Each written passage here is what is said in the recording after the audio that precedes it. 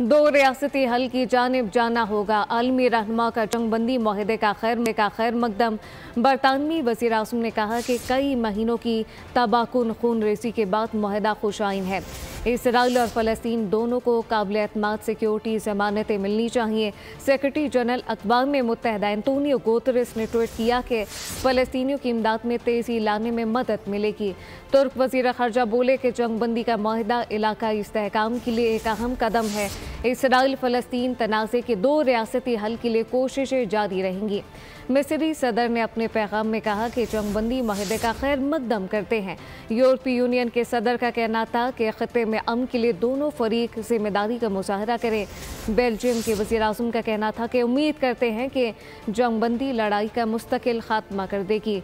German वज़ीर ख़ारजा ने कहा कि जंगबंदी माहिदे पर तवील अरसे बाद गज़ा में अमवात का सिलसिला ख़त्म हो जाएगा।